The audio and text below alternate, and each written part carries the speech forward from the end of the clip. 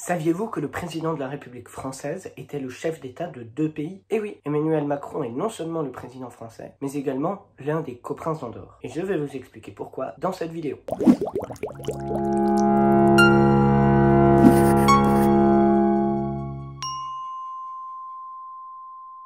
Bienvenue sur le 6e épisode de l'histoire de A à Z. Aujourd'hui, nous allons parler de l'histoire de l'Andorre, ou d'Andorre, on peut dire les deux. Andorre est un tout petit pays de moins de 500 km² qui compte environ 80 000 habitants. Il est situé sur 3 vallées dans les Pyrénées, entre la France et l'Espagne. Andorre aurait été peuplée par des Ibériens au 7e siècle avant Jésus-Christ, et l'historien grec Polybe mentionne au 2e siècle avant Jésus-Christ des habitants des vallées croisés par Hannibal lors de la 2e guerre punique, appelés les Andociens, dont on ne sait à peu près rien. La région a été christianisée par les Wisigoths après la chute de l'Empire romain. Selon la légende, Andorre aurait été créée par Charlemagne pour remercier ses 5000 soldats menés par Marc Almogaver qui aurait combattu à ses côtés contre les Maures au col de Puymorens en 788. Bon, ce qui est certain, c'est qu'Andorre a fait partie de la Marca Hispanica, la marche hispanique, une zone tampon créée par Charlemagne pour protéger son empire des Arabes. En 839, Andorre est divisée en 6 paroisses qui existent encore aujourd'hui: Canillo, Encamp,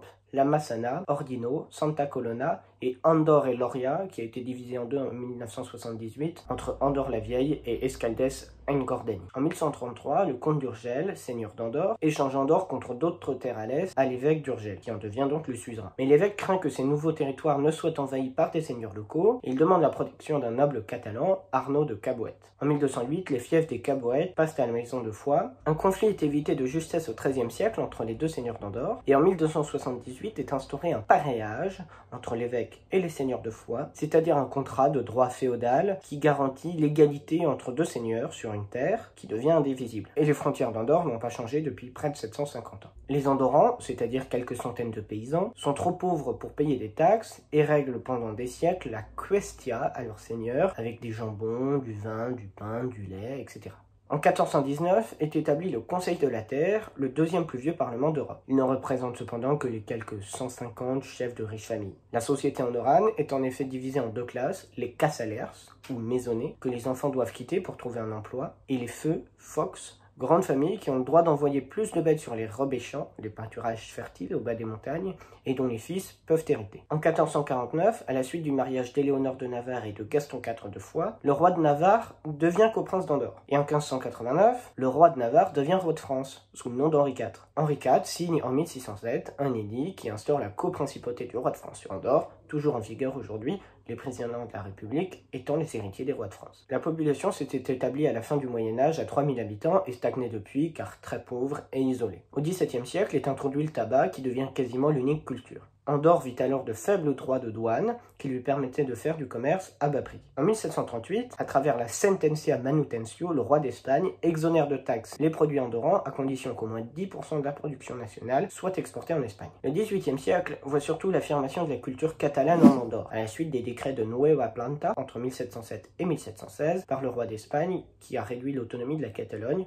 ce qui a provoqué une petite immigration vers Andorre. En 1748, Antoni Fider i Rossell rédige le Manuel d'Igès, une encyclopédie d'Andorre qui compilait ses traditions, son droit coutumier, son histoire, etc. Et ce sera l'ouvrage de référence du pays jusqu'à la Constitution de 1993. Le tournant du 19e siècle apporte des bouleversements économiques et sociaux. Avec l'introduction des forges, les travailleurs cassalers n'ont plus besoin d'émigrer. Ils deviennent majoritaires dans la population. Les tensions montent avec le pouvoir conservateur et en 1835, le Conseil de la Terre interdit la culture du tabac. En 1842, Monseigneur Caïchal, le coprince espagnol, s'oppose à la construction d'un casino qui aurait pu apporter des revenus et les Andorrans refusent de lui payer la dîme, l'impôt sur les récoltes.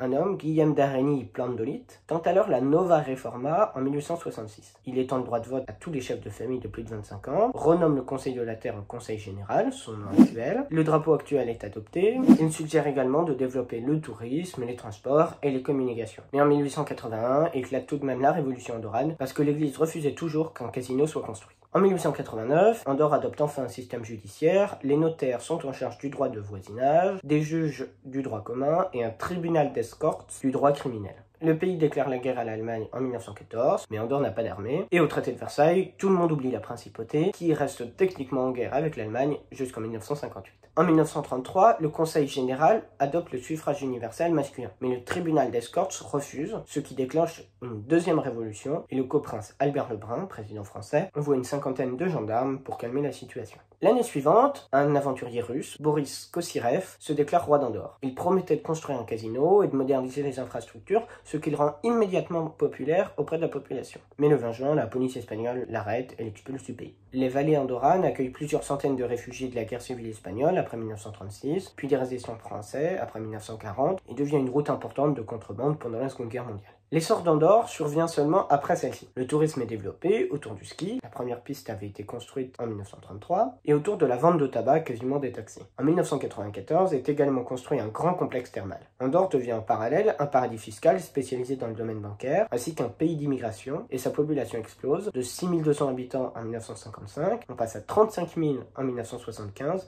et 85 000 en 2000. En 1967, Charles de Gaulle devient le premier coprince français à se rendre en Andorre depuis plus de 600 ans. Les femmes obtiennent le droit de vote en 1970 et Andorre devient une démocratie en 1982 avec l'élection de son premier chef du gouvernement, Oscar Ribas Reg. En 1993, la constitution est validée par un référendum à 74%.